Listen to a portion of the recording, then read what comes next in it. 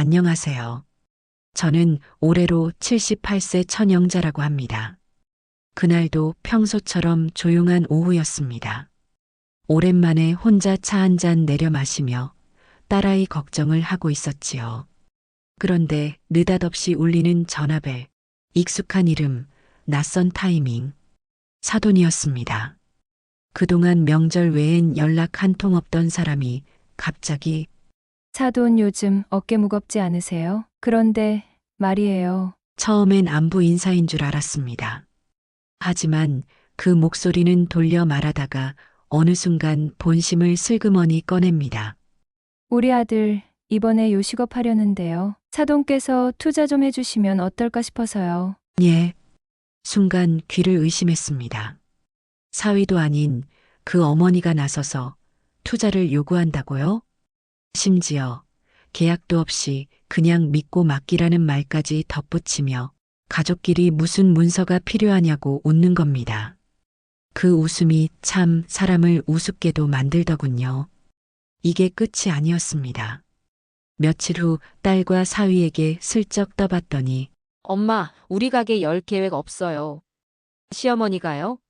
절대 그런 얘기 안 하셨어요. 네, 그 사돈 혼자 벌인 일이었습니다. 심지어 친척들한테는 시댁에서 가게 다 대준다고 떠벌리고 다녔답니다. 그 말을 듣고 저는 손이 덜덜 떨렸습니다. 이건 단순한 부탁이 아니었습니다. 그리고 떠오른 사돈의 과거들. 출산 때 손 하나 까딱 안 하고 딸 고생할 땐 시댁이 알아서 해라 말만 남기던 사람. 심지어 가장 중요한 저희 집 경조사에도 오지 않았던 그 사람이 지금 제게 돈을, 그것도 자기 아들 장사를 위해. 그래서 전 더는 참지 않기로 했습니다. 누구 말 맞다나 가족끼리도 선을 지켜야 하니까요. 그리고 그날 이후 사돈은 아무 말도 하지 못했고 딸 부부는 한동안 저만 보면 민망해 눈도 못 마주쳤습니다. 하지만 그게 끝은 아니었습니다. 가족 모임 자리에서 터진 또 하나의 사건, 사돈의 민망한 반응, 그리고 그 모든 걸 말끔히 정리한 제 한마디. 그 순간 그 자리에 있던 모든 사람들이 젓가락질을 멈추고 고개를 숙였죠. 왜냐고요? 이 이야기는 돈보다 더 소중한 걸 잃어버린 사람과 돈보다 더 지키고 싶은 자존심이 있었던 사람의 이야기입니다. 그날 오후였어요. 밥하다 말고 울리는 전화 한 통에 핸드폰을 집어들었는데 발신자 이름이 눈에 익은 사람이더라고요. 큰딸내 사돈. 한참 뜸하던 분이니 혹시 무슨 일 있나 싶었죠. 받아보니 목소리는 또 어찌나 꾸불꾸불 돌아가는지요. 사돈 오랜만이에요. 요즘도 많이 바쁘시죠? 아니, 평소 같으면 인사만 하고 끊을 사람인데 웬일로 이렇게 길게 수다를 떠나 싶었어요. 뭐 좋은 일 있나 했더니 이분 뜬금없이 본론을 툭 던지시더라고요. 사돈. 다름 아니라요. 우리 아들 이번에 작은 요식업 하나 해보려고 하는데 사돈께서 조금 도와주시면 어떨까 해서요. 요즘 젊은 사람들이 일자리 찾기 힘들잖아요, 뭐. 투자 개념으로요. 처음엔 잘못 들은 줄 알았습니다. 아니, 그 집 아들이 가게를 낸다고요? 언제 그런 얘기가 나왔죠? 그리고 도와달라고? 내가요? 그 말 듣고 전 순식간에 머리가 띵해졌습니다. 아니, 도와달라니요? 도와주는 건 좋은데 그 부탁을 왜 당신이 해요? 내 사위는 어디 갔어요? 더 어이가 없었던 건 그 다음 말이에요. 사돈 사실 요즘 장사하려는 사람들 투자 받아서 시작하잖아요. 사돈은 그래도 여유도 있으시고 아니, 이 말인즉슨요. 내가 여유가 있으니까 그냥 좀 줘라 이건데 말만 번지르르하게 투자지. 속내는 그냥 돈 좀 내라는 거였어요. 근데 이분 한술 더 뜹니다. 사돈께서 한 3천만 원 정도만 도와주시면 우리 애도 발 뻗고 시작할 수 있을 것 같아요. 대신 가게 오픈하면 꼭 식사 대접할게요. 하아. 와, 진짜 그 순간 웃음이 나더라고요. 이분 지금 3천만 원에 고기 반찬 한 끼 사주겠다는 건가요? 그리고 이게 다 사위 입에서 나온 말도 아니에요. 그 집 아들은 코빼기도 안 보였어요. 말 한마디 없었어요. 오로지 그 어머니 혼자서 다 짠 판이더라고요. 사돈이라는 이유 하나로 이렇게 당당하게 요구해오는 그 태도. 저는 진심으로 혼란스러웠어요. 아니, 우리가 그렇게 돈이 많아 보였나? 아니면 내가 너무 만만했나? 그동안 살면서 나름대로 예의를 지켜온 관계였다고 생각했는데 이건 뭐 그냥 돈줄로 본 거죠. 이름 석자 붙여놓고 장모님, 사돈님이라 부르면서도 속으론 계산기 튀겨가며 내 주머니에서 얼마쯤 나올 수 있을지 셈한 거 아니겠어요? 게다가 전화를 끊으려는 찰나 마지막에 한마디가 또 사람을 멍하게 만들더군요. 사돈 뭐 도와주실 거죠? 가족이니까. 가족이라. 참 따뜻한 말이에요. 근데 그 단어 필요할 때만 꺼내 쓰는 거 아니에요? 그날 이후로 전 가족이란 말을 다시 보게 됐어요.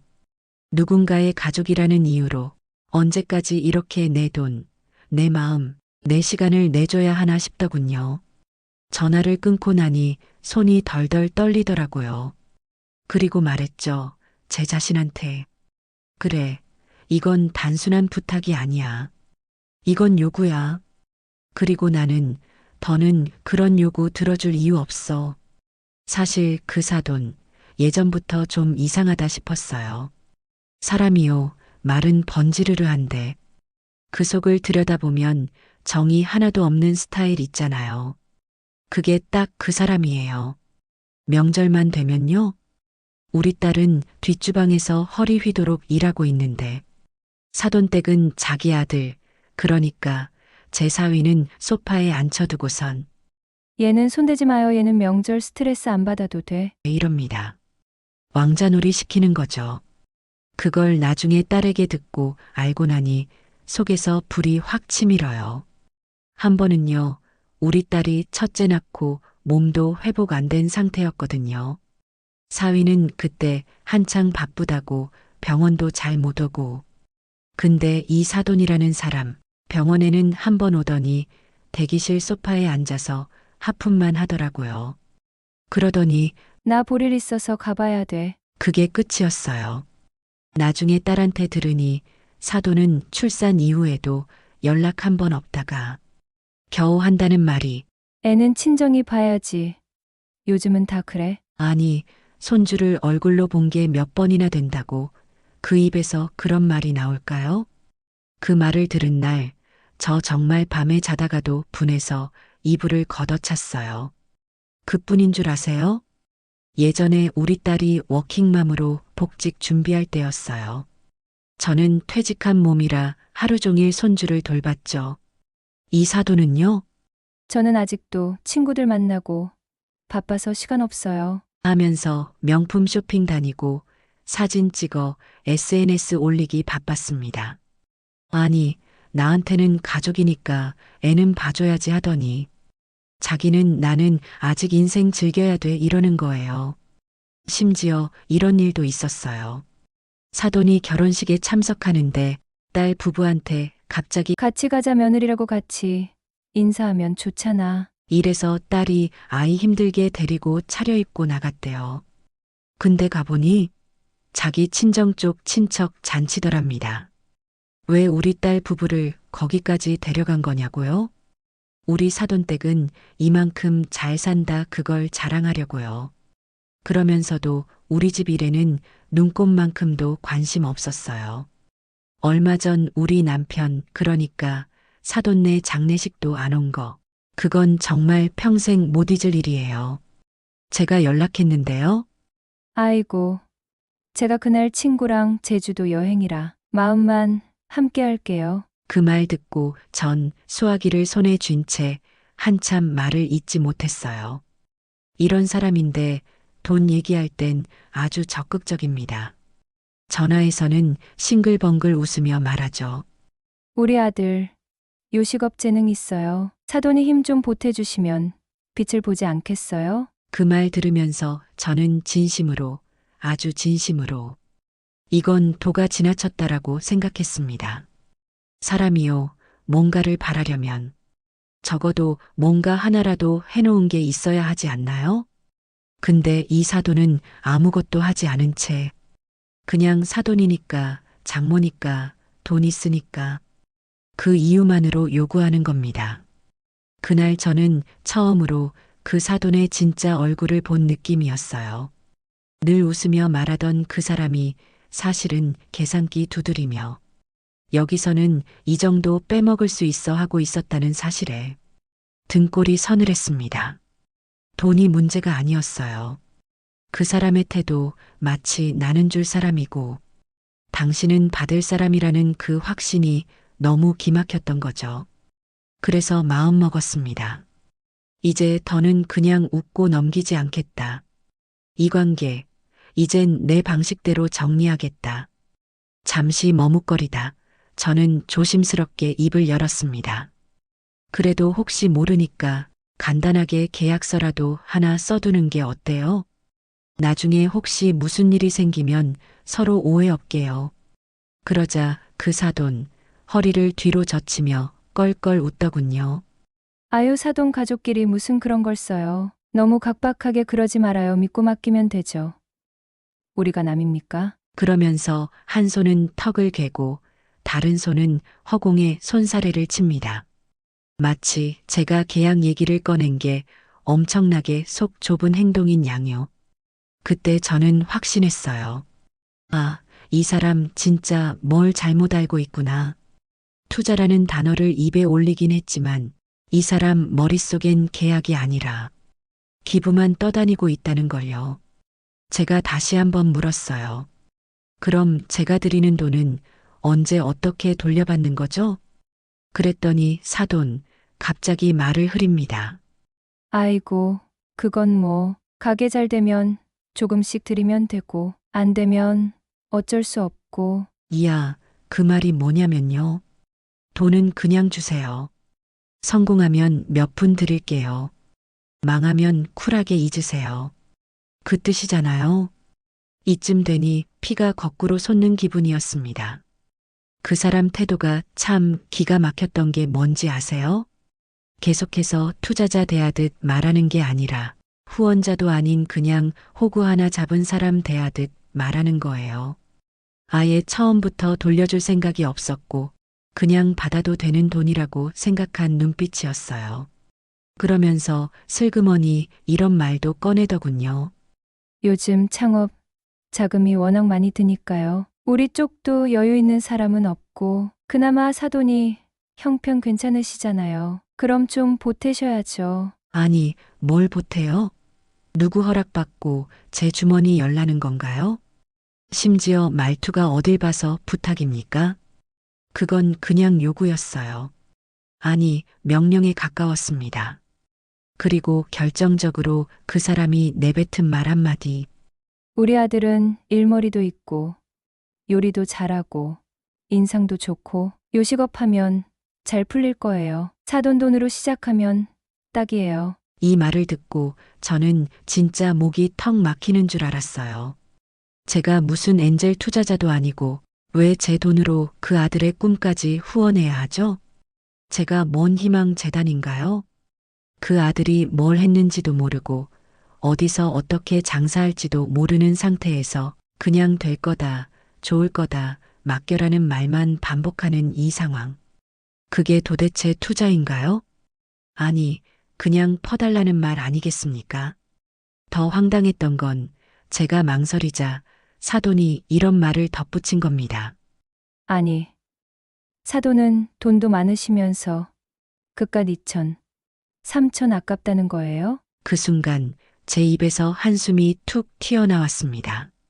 사람이요, 정중하게 부탁하고 진심을 담아 설명하면 그 돈이 많든 적든 오히려 마음이 움직일 수도 있어요. 하지만 이 사돈은 처음부터 끝까지 내 돈이 아니라 자기 돈처럼 써도 되는 돈으로 여기고 있었어요. 투자라는 말은 그냥 예쁘게 포장한 종이었고 그 안엔 공짜라는 단어만 줄줄이 적혀 있었습니다. 그날 저는 다짐했습니다. 이 사람한테는 절대 돈도, 시간도, 감정도 쓰지 않겠다.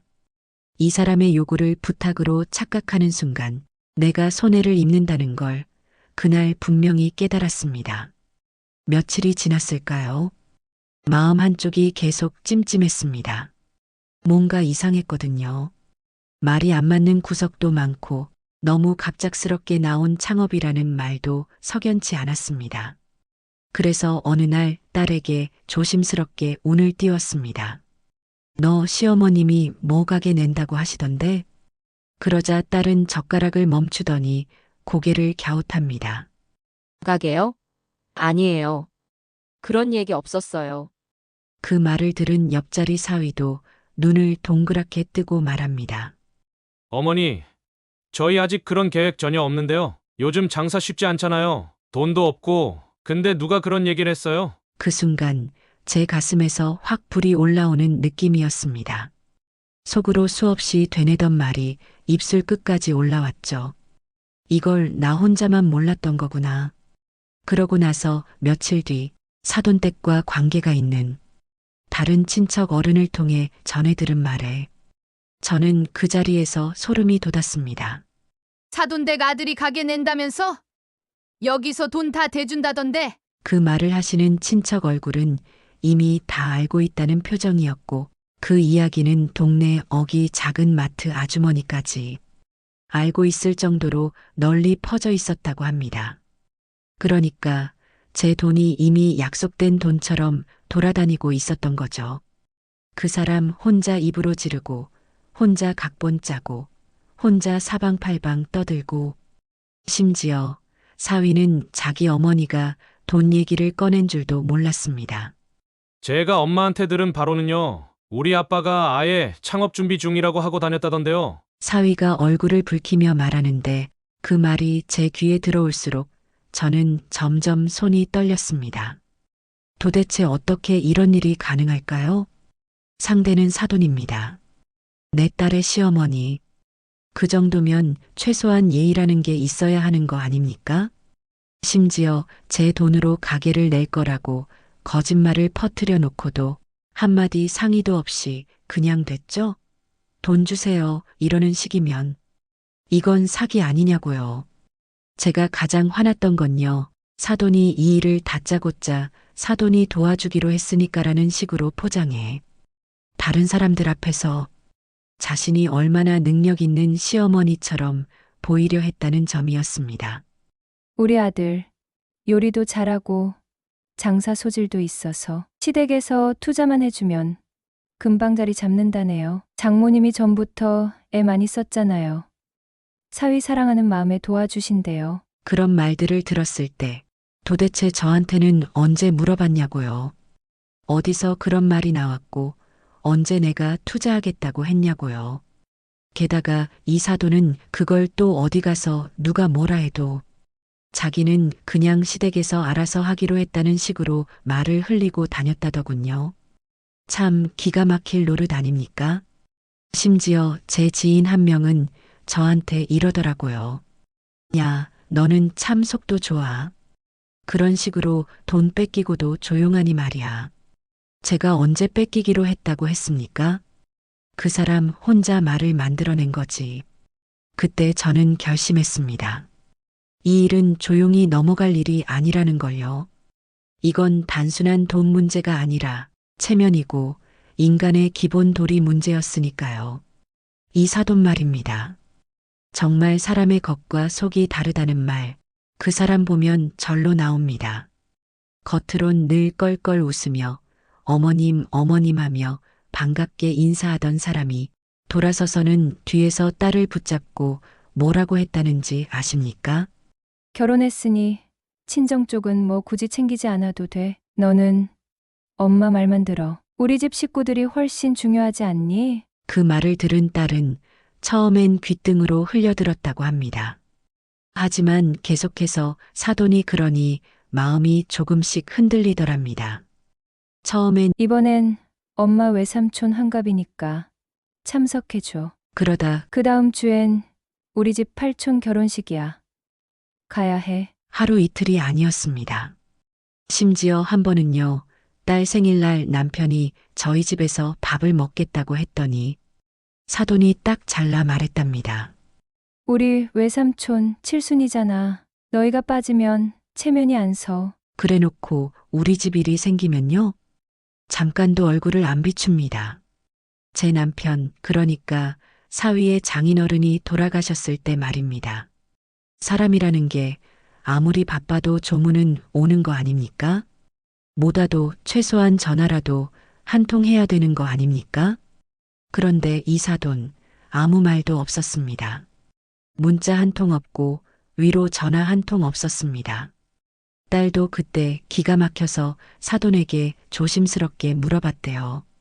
어머니, 장례식장에 혹시 오시긴 하셨나요? 그랬더니 뭐라 했는지 아십니까? 아이고, 그날 중요한 여행이 있었잖아. 위약금이 얼만데 장례보다 그게 먼저지. 그게 사람 입에서 나올 말입니까?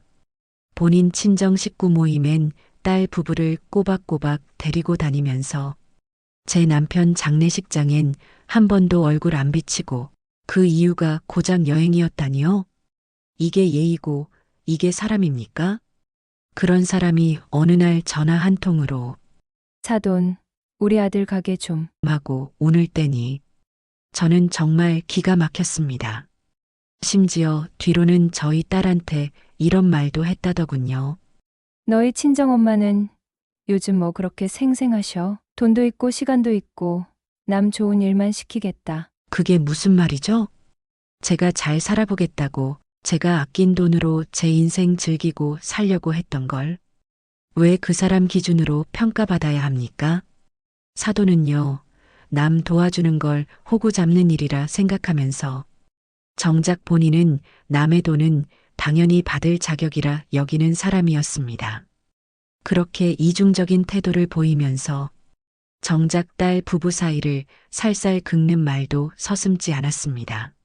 친정 쪽은 너무 간섭하지 마. 너는 너희 엄마한테 너무 휘둘리는 것 같아. 남편 말 들으면서 살아. 그래야 평안해. 애는 우리 집 쪽 성격을 닮아야 잘 커. 처음엔 제 딸도 그 말을 어떻게 받아들여야 할지 몰랐다고 하더라고요. 하지만 시간이 지날수록 그 말들이 어떤 의도로 나온 말인지, 그리고 사돈이라는 사람이 얼마나 자기 사람만 챙기는 사람인지 점점 알게 됐다고 합니다. 그런데 그런 사람이 우리 아들 가게 차리는데 투자 좀 하고 입을 열었다? 그건 예의 이전의 염치의 문제였습니다. 사돈이라는 말도 아까울 정도였어요. 사돈이면 서로의 얼굴 붉히지 않게 조심하고 서로 다른 환경에서 자란 가족이니 배려하고 함께 가정을 이루는 자녀들을 위해서라도 서로 예의를 지키며 조심하는 관계여야 하는 거 아닙니까? 그런데 이 사람은 자기 집안만 대접받아야 하고 우리 집은 지갑으로만 보였던 겁니다. 그 순간 저는 확신했습니다. 아, 이 사람은 절대 믿을 수 없는 사람이다. 딸을 통해 이어진 인연일 뿐 사람 대 사람으로선 이만한 실망이 없다는 걸요. 더는 못 참겠더라고요. 가만히 있자니 호구 같고 말을 꺼내자니 싸움 날 것 같고. 그런데요, 이런 사람들한테는 한 번은 짚고 넘어가야 합니다. 그래야 다시는 같은 말을 못 꺼내죠. 저는 조용히 핸드폰을 들었습니다. 번호를 누르면서도 손이 부들부들 떨렸습니다. 화가 나서가 아니라 이런 말까지 해야 하나 싶어 허탈해서요. 여보세요? 사돈, 저예요. 사돈은 반갑다고 껄껄 웃으며 받더군요. 아이고, 사돈, 통화가 되네요. 요즘 참 바쁘시죠? 저기, 그때 말씀드렸던 가게 말인데. 그 순간 저는 단호하게 끊어 말했습니다. 사돈, 제 돈은 제 자식들을 위해 아껴둔 겁니다. 사돈 아들 장사에 퍼주라고 모은 돈이 아니라는 뜻입니다. 순간 전화기 너머로 침 꿀꺽 삼키는 소리가 들렸습니다. 사돈이 아무 말도 못하더라고요. 부탁을 하시려면 최소한 진심이 보여야죠. 이건 그냥 요구 아닌가요? 전화 한 통으로 사람 마음을 흔들어 놓고 그걸 당연하단 듯 말하는 건 좀 아니지 않나요? 그 말에 사돈이 뭐라고 했는지 아십니까? 아이고, 사돈 너무 그렇게 받아들이지 마시고요. 저도 그냥 아이 엄마 입장에서 한 말이죠. 그게 그렇게 들리셨다면 제가 잘못한 거네요. 하, 하? 그 순간 웃음소리가 그렇게 싸늘하게 들릴 수가 없었습니다.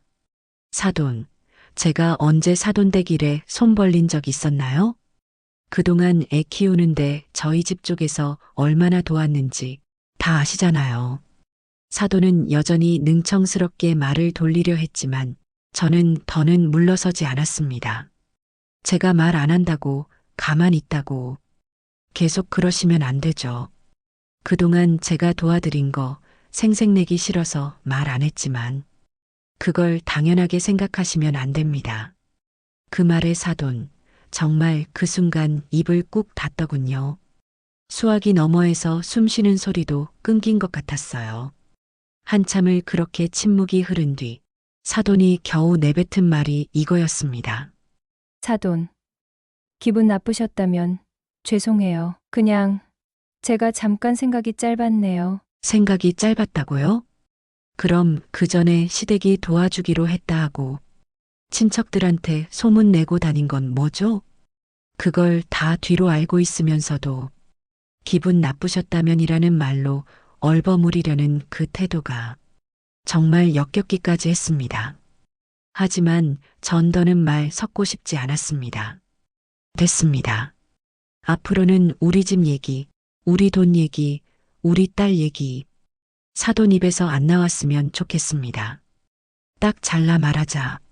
사돈, 꿀먹은 벙어리가 됐습니다.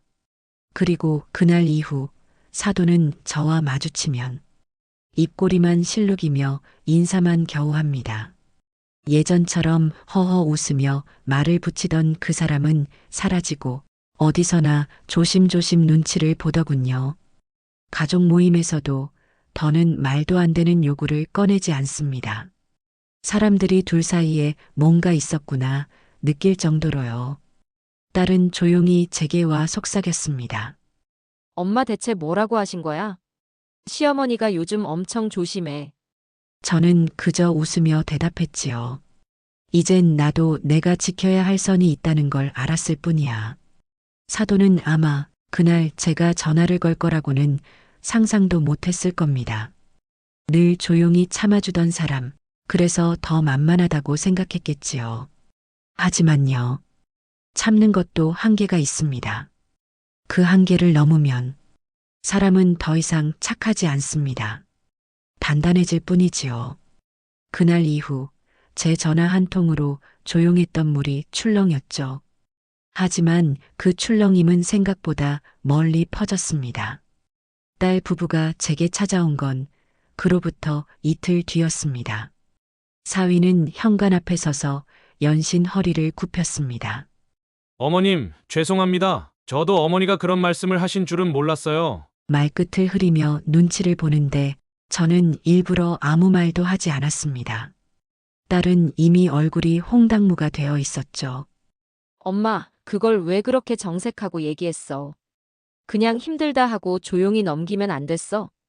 그 말에 저는 피식 웃음이 났습니다. 그래, 너희 시어머니는 조용히 넘길 줄 몰라서 전화 돌려가며 소문내고 그걸 내가 조용히 받아줘야 되는 거니? 딸은 말을 잇지 못했고 사위는 발끝만 보고 있더군요. 한마디로 두 사람 다 뻘쭘한 겁니다. 이 상황을 만든 게 자기들도 아닌데 괜히 중간에 껴서 한없이 작아진 얼굴이었습니다. 그날 저녁 동네에서 열리던 친척 돌잔치에 참석했는데요. 거기서 들은 말이 더 가관이었습니다. 그 집 시어머니 사돈한테 가게 창업 자금 대달라고 했다가 큰 소리 들었다며?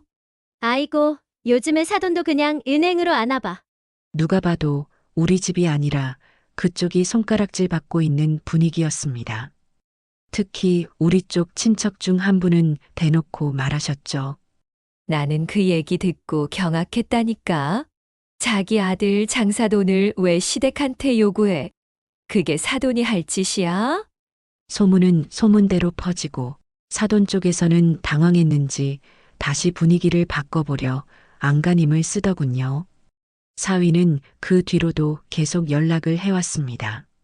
어머니 진짜 죄송해요. 저도 황당했어요. 어머니가 그날 딱 잘라 말씀 안 하셨으면 아마 저도 어쩔 수 없이 끌려갔을지도 몰라요. 그 말을 듣고 나니 오히려 사위가 안쓰럽더군요. 정작 돈 쓰겠다는 사람은 가만히 있는데 주변에서 벌써 계산기를 두드리고 있었던 거잖아요. 그 후 딸은 한동안 입을 꾹 다물고 저를 피했습니다. 민망하기도 하고 부끄럽기도 했겠죠. 하지만 저는 그걸 탓하지 않았습니다. 오히려 이렇게라도 딸이 그 집안의 실체를 제대로 보게 된 것 같아 속으로는 잘 됐다는 생각이 들 정도였습니다. 며칠 뒤 딸이 조용히 전화해서 말하더군요. 엄마 말이 맞았어. 나는 너무 시댁 눈치만 봤지. 엄마가 왜 그렇게 화내셨는지 이제야 알겠어. 그 말을 듣고 나니 그간의 분노가 조금 가라앉는 듯 했습니다. 가족이라는 이름으로 당연하다는 듯 기대하고 부탁이 아니라 요구를 하고 도움받고도 감사할 줄 모르고 그런 사람들이 한둘이 아니란 거 이 나이에 다시 배우게 될 줄은 몰랐습니다. 그저 딸 부부까지 함께 뻘쭘한 상황에 휘말렸다는 게 한편으론 짠하고 한편으론 이래서 누군가는 선을 그어야 한다는 생각이 들게 했습니다. 그리고 확실히 느꼈습니다. 사람이 조용하다고 참는다고 늘 져줘야 하는 건 아니라는 걸요. 그날 이후 딸은 더 이상 엄마, 그걸 굳이 말해야 해? 라는 말은 하지 않았습니다. 대신 엄마 이번에 정말 속 시원했어 라는 말을 해주었죠. 그리고 저는 다시 한번 다짐했습니다. 앞으로도 내가 지켜야 할 사람은 내 자식들이고 내가 지켜야 할 선은 상대의 얼굴이 아니라 내 마음이라는 거요. 며칠 후 딸과 사위가 결혼한 지 5주년이 되는 날이었습니다. 양가 부모님이 함께 모여 식사를 하기로 했죠. 장소는 사위가 예약한 한정식 집이었습니다. 고급지고 분위기 있는 곳이었지만 전 들어서는 순간부터 긴장이 되더군요. 사돈이 또 무슨 말을 꺼낼지 은근히 속을 긁을지 예감이 좋지 않았습니다. 그리고 아니나 다를까 상이채 다 차려지기도 전에 사돈의 입이 먼저 열렸습니다. 사돈 지난번엔 제가 조금 경솔했지요. 아휴, 뭐 안 도와주셔도 돼요. 우리끼리 알아서 하지 뭐. 말투는 사근사근한 척하지만 내용은 어이가 없었습니다. 남한테 돈 달라고 해놓고 도와주지도 않으면서 우리끼리 잘 해보겠다는 투였죠. 심지어 그 말 끝엔 헛웃음까지 섞여 있었습니다. 마치 그래봤자 우리가 이긴다는 묘한 뉘앙스. 저는 숟가락을 내려놓고 조용히 미소를 지으며 말했습니다. 그러게요. 남의 돈 쳐다보지 말고 자기 일은 스스로 알아서 해야죠. 돈도 관계도 결국엔 책임질 사람이 있어야 하잖아요. 그 순간 공기가 바뀌었습니다. 딸은 기침을 하며 물을 들이켰고 사위는 젓가락을 떨어뜨렸습니다. 그릇에 국물 퍼올리던 사돈은 숟가락을 들고 멈췄고 정적 속에 쩝쩝거리는 씹는 소리만 방 안을 맴돌았습니다. 사돈은 한순간 입꼬리를 푸는 듯 하더니 이내 무표정해졌습니다. 아이고, 사돈 그렇게까지 말씀하시니까 내가 괜히 말 꺼낸 것 같네. 나는 그냥 좋은 뜻으로 가족끼리 도와가며 살자는 마음이었지. 하지만 전 거기서 멈추지 않았습니다. 좋은 뜻이면 지난번처럼 친척들한테 친정에서 다 해준다고 말 돌리진 않으셨겠죠. 누군가한테 뭔가를 부탁하려면 최소한 뒷말은 없어야 하잖아요. 그게 진심이고 그게 예의죠. 사돈은 더 이상 아무 말도 하지 못했습니다. 손에 들고 있던 찻잔을 탁자 위에 덜컥 내려놓더군요. 그 분위기를 깨기 위해 딸이 억지로 웃으며 말을 돌렸습니다. 엄마 오늘은 좋은 날이잖아요. 우리 그냥 밥이나 먹어요. 하지만 이미 사돈은 수세에 몰렸고 고개도 들지 못한 채 밥만 뜨고 있었습니다. 그동안 자기가 앞에서 조종하던 분위기와 사람들 앞에서 처음으로 제대로 기싸움에서 밀린 순간이었죠. 저는 그 모습을 보며 속으로 되뇌었습니다. 내가 그렇게 쉬워 보였던 거지. 그래서 마음대로 기대고 마음대로 떠벌리고 마음대로 넘보려 했던 거겠지. 하지만 이제는 아니었습니다. 그 자리에서 저는 사람들 눈치를 보는 대신 제가 스스로 세운 기준을 지켰습니다. 그날 이후 가족들 사이에서도 분위기가 달라졌습니다. 딸도 더는 시댁 눈치 보며 저에게 그냥 넘어가라는 말을 하지 않았고 사위 역시 장모라는 존재를 다시 한번 존중하기 시작했죠. 무엇보다 중요한 건 사돈이 더는 함부로 저를 건드리지 못하게 됐다는 사실입니다. 그날 이후 단톡방에서도 먼저 글 올리던 사돈은 조용해졌고 이번엔 우리 애 좀 부탁드려요 하는 말도 싹 사라졌습니다. 사람이 염치가 없으면 결국엔 어디선가 부딪히게 돼 있습니다. 그리고 그 부딪힘이 한번 제대로 터져야 다음부턴 다시 함부로 덤비지 않게 되는 법이죠. 그날 가족 모임에서 저는 아무런 소리 없이 단 한마디로 그 사람의 허세와 욕심에 딱 맞는 대답을 해줬던 겁니다. 그리고 그날 이후 제 자리, 제 목소리, 제 기준을 되찾은 순간이었습니다. 가족 모임 이후 다소 잠잠해지나 싶었던 사돈의 입은 오래가지 않았습니다. 동네 카페, 미용실, 심지어 마트 정육 코너 앞에서도 또다시 그 입이 돌아가기 시작한 겁니다. 친정 쪽은 도통정이 없어요. 요즘 장모들이 더 적극적으로 도와주는 시대라는데 우리 애는 사대 독자에다 착해서 말도 못하고 산다니까. 사돈 쪽은 손 하나 까딱 안 하고. 이 말을 들은 이웃이 전화로 제보를 해왔을 땐 웃음도 안 나왔습니다. 이게 뭡니까? 생활비 명목으로 용돈으로 몇백, 몇천 들여가며 애들 뒷바라지한 내가 어느새 무관심한 장모로 전락해 있다니. 참다 못한 저는 그날 밤 딸과 사위를 불렀습니다. 딸은 이미 눈치를 챘는지 눈을 피했고 사위는 말없이 고개를 숙이고 있더군요. 저는 말없이 책상 서랍을 열었습니다. 그리고 얇은 파일 하나를 꺼내 테이블 위에 펼쳤죠. 그 안에는 제가 3년간 꼬박꼬박 지원했던 생활비 내역이 계좌이체 캡처와 함께 고스란히 정리되어 있었습니다. 월세 밀릴까봐 몰래 보태준 80만 원, 아이 유치원 입학비 명목으로 건넨 200만 원, 갑작스러운 사위의 사고로 병원비 급하다던 날 쥐어준 500만 원, 심지어 명절마다 장 봐서 손수 만든 반찬값까지 세세하게 기록되어 있었죠. 사위는 그것들을 보며 한숨을 쉬었습니다. 장모님 이걸 다 남겨두셨네요. 저는 차분하게 말했습니다. 남겨두려고 한 게 아니야. 혹시 나중에라도 기억 못할까봐 내가 뭘 어떻게 해줬는지 나 자신한테라도 남겨두려고 정리한 거지. 그리고 한 장을 찢어 사위에게 건넸습니다. 그건 가장 최근의 이체 내역이었고 메모란엔 이렇게 써 있었습니다. 이 돈이 내 딸이 아닌 남에게 흘러들어간다면 그땐 내가 바보다. 사위는 아무 말도 하지 못했습니다. 딸은 고개를 숙인 채 눈물을 훔치고 있었죠. 그리고 저는 덧붙였습니다. 사돈께 전해줘. 남의 도움을 받고도 고마운 줄 모르는 사람은 어른이 아니고 그걸 남에게 떠벌리며 없는 말 지어내는 사람은 얹혀 사는 사람이라 부른다고. 사위는 결국 고개를 끄덕이며 입을 열었습니다. 어머니, 죄송합니다. 앞으로 어머니 이름으로 나가는 돈은 누구도 함부로 말하지 못하게 하겠습니다. 하지만 저는 한술 더 떴습니다. 아니, 앞으로는 그런 돈 자체가 나가지 않을 거야.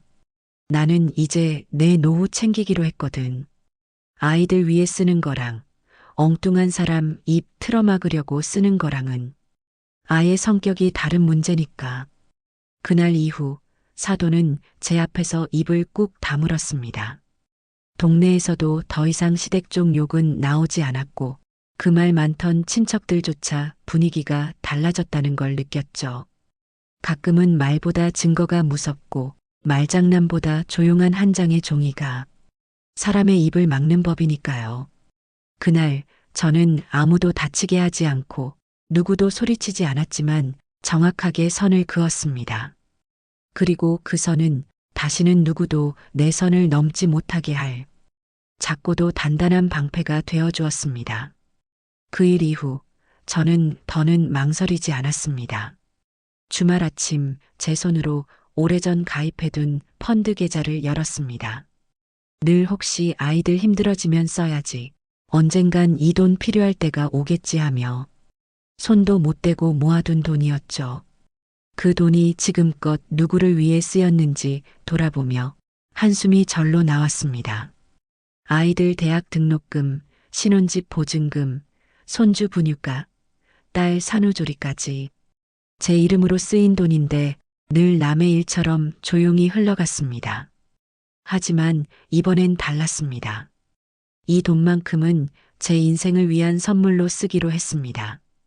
더 늦기 전에 더는 참고 있지 않기 위해서 말입니다. 며칠 뒤 저는 동창 4명과 함께 싱가포르행 비행기에 올랐습니다. 창밖으로 내려다 보이는 구름을 보며 마치 내 인생의 탁한 감정들도 저 멀리 밀어내는 기분이 들었습니다. 누가 그러더라. 늙어가면 옷보다 추억이 남는다고. 그 말이 괜히 와닿더군요. 여행 내내 저는 젊은 시절로 돌아간 것처럼 웃었습니다. 야경을 보며 기념사진도 찍고 센토사 해변에 앉아 발을 담그며 이렇게 늙어갈 줄 알았으면 진작에 내 삶을 살걸. 혼잣말처럼 중얼거렸습니다. 그리고 돌아오는 날 면세점에서 뭘 살까 고민하던 중 손목시계도 아니고 고급 지갑도 아닌 정말 오래 눈여겨봤던 금팔찌 하나를 골랐습니다. 계산하면서 웃음이 났습니다. 이걸 누굴 주려고 하세요? 점원이 묻자 저는 단호하게 대답했습니다. 제가 쓰려고요. 내 생일은 이미 지났지만 그냥 내 인생에 주는 상이죠. 그 금팔찌는 반짝이는 것보다 묵직한 감정이 깃든 물건이었습니다. 남에게 무시당하지 않기 위한 장식이 아니라 이제는 내 존재를 인정하는 증표처럼 느껴졌습니다. 집에 돌아와 거울 앞에 앉아 팔찌를 다시 한번 바라봤습니다. 그리고 조용히 웃으며 속으로 외쳤습니다. 이젠 됐다. 내가 날 속이지 않으면 그걸로 충분하다. 며칠 뒤 동네 마트에서 우연히 사돈과 마주쳤습니다. 그 사람은 여전히 이웃들에게 생색을 내고 있었지만 저를 보자 입술을 꾹 다물더군요. 저는 그냥 웃으며 지나쳤습니다. 말 섞을 필요도 없었고 억울함을 따져 물을 일도 없었습니다. 이미 전 그 사람보다 몇 걸음 앞서 자기 인생을 지키고 있는 중이었으니까요. 내 돈이니까 내가 정합니다. 누구에게 줄지도 누구와 나눌지도 더는 누구 입장 생각해서가 아니라 내 기준, 내 기분으로만 살기로 했습니다. 지금 이 순간이 제 인생에서 가장 젊은 날이라는 말. 예전엔 흘려들었지만 이제는 그게 참 고맙고도 아프게 다가옵니다. 그러니까 내가 버티고 참았던 시간들에 대한 보상은 남이 주는 게 아니라 내가 내 손으로 주는 거라는 걸 이제는 너무도 잘 알게 됐습니다. 그날 이후 저는 금요일이면 친구들과 찻집에서 수다를 떨고 한 달에 한 번은 문화센터도 다니며 작은 행복들을 스스로 채워가고 있습니다. 그리고 무엇보다 누구의 요구도 눈치도 받지 않고 내 돈, 내 손, 내 기준 그 3가지 안에서 조용하고 단단하게 살아가고 있습니다. 누구나 나이가 들면 조용히 살아가길 원합니다. 하지만 조용히 산다는 게 억울한 일을 당해도 모른 척하라는 뜻은 아닙니다. 더는 참지 않겠다는 결심, 더는 이용당하지 않겠다는 다짐은 늦은 나이라서가 아니라 지금이라도 나를 지키고 싶어서 시작되는 겁니다. 누군가는 그걸 고집이라 부를 수도 있고 또 누군가는 너무 단호하다며 흉볼 수도 있겠지요. 하지만 정작 중요한 건 남들이 뭐라 하든 내 삶에 대한 주도권을 내가 갖는 것입니다. 내 돈, 내 손으로 쓰는 게 뭐가 그렇게 큰 결심일까요? 하지만 평생 누구 챙기느라 자기 자신은 맨날 뒷전이었던 사람들에겐 그 한 걸음이 참 크고도 값진 용기입니다. 이제는 더 이상 어머니니까 당연히 친정엄마니까 책임지고라는 말로 누구도 희생을 강요할 수 없습니다. 당신도 당신의 인생을 살 자격이 충분합니다. 그리고 그 선택은 누구의 허락도 설명도 필요 없습니다. 내 삶이니까 내가 지킨다. 오늘 이야기의 주인공이 보여준 그 한마디가 어쩌면 우리 모두에게 꼭 필요한 말이 아닐까요? 구독과 좋아요는 큰 힘이 됩니다. 오늘의 사연이 공감되신다면 댓글로 의견을 남겨주세요.